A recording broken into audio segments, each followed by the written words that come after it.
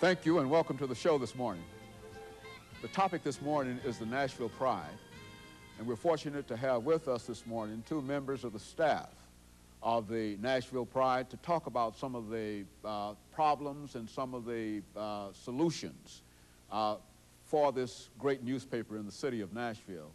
And of course, our first guest is Mr. Clay, Mr. Danny Clay, and Mr. Clay is the advertising director for the Nashville Pride. And with Mr. Clay is Mr. Bruce Heights. And Mr. Bruce Heights is the sales representative for the Nashville Pride. And again, let me welcome both of you to the show this morning. Thank you very much. Mr.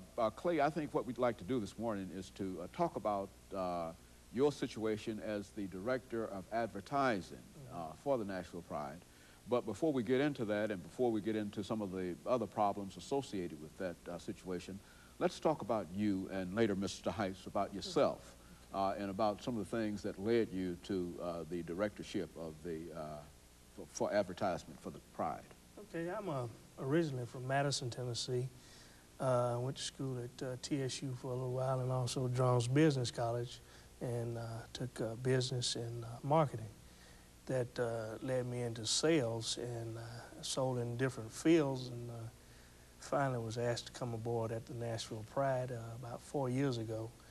And I'd like to think from then to now I've made a difference as far as sales volume, regular advertisers, and it's a lot that needs to be done, but that's some of the things that I've done.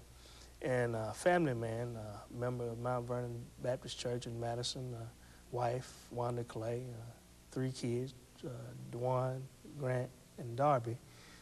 And that's just a little bit about me, and we've got big plans for the advertising department at Nashville Pride.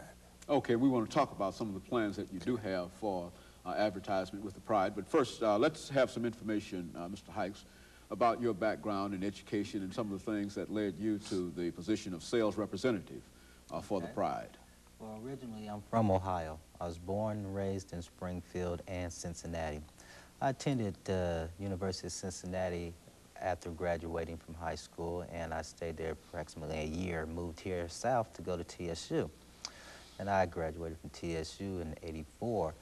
And as of that, I didn't directly go into my business field, which was business administration and managing. I ended up working for a company building airplanes known as Textron now. I worked for Textron for 5 years, and they ended up relocating me to Dallas, Texas. I did the same work there for 2 years. And I got tired of being shuffled in my job, you know, moving from city to city. So when I came back, Mr. Clay here, who I've worked with before in the past, offered me a position with the Nashville Pride, and I gladly accepted it. Since 1991, October of 1991, I've been with the Nashville Pride, and it's been showing me some very prominent things that I myself were aware of about the minority newspaper of the Pride and the community that we lived in. And as the time goes on, I became very interested in trying to help do the best that I can do to make this known to the community. Very good. I think we've got an excellent opportunity here, Mr. Clay, to make the community aware of the importance of the Nashville Pride. But first of all, let's talk about the Nashville Pride and give us, for those who might not be familiar with this weekly black newspaper, give us some information about the Pride and about its association and some of the other things connected with it. Okay, the Nashville Pride was started by 2 dentists, Dr. Larry Davis and Dr. Cynthia Hodge, who were interested in bringing something positive to the black community or with the black community as far as a newspaper. And they wanted to have something in there each week about what different groups or organizations were doing other than the negative type news that you see on your regular TV stations about who was shot and who's going to jail and sentenced for murder, rape, or whatever. We put a positive spin on the African American or black newspaper that was that something that is needed in the community to keep some positive feelings or whatever in the community. Very good. And so the Nashville Pride is a weekly newspaper. Right. And of course, Mr. Heights, as the sales representative, what are some of the things that you attempt to relay to your potential customers in reference to the possibilities of what the Pride can do for them? Okay, as far as advertisers, I try to let them know that there is a large, vast community out here who they need to target more often. Most people don't read a daily newspaper daily. There's just not enough time to do that. If anything, they'll probably read a Sunday paper and pick up bits and pieces out of that.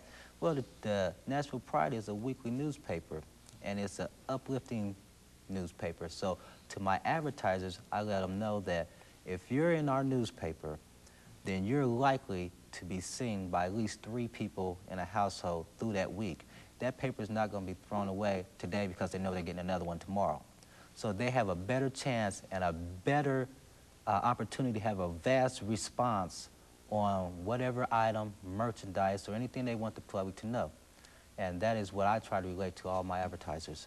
And it is well worth their while to me because the Nashville Pride is a known newspaper. It is a weekly newspaper, and that gives people the opportunity to, if they get it today, they don't get a chance to read tomorrow, they have the rest of the week to read this paper while having paper stacking up on them.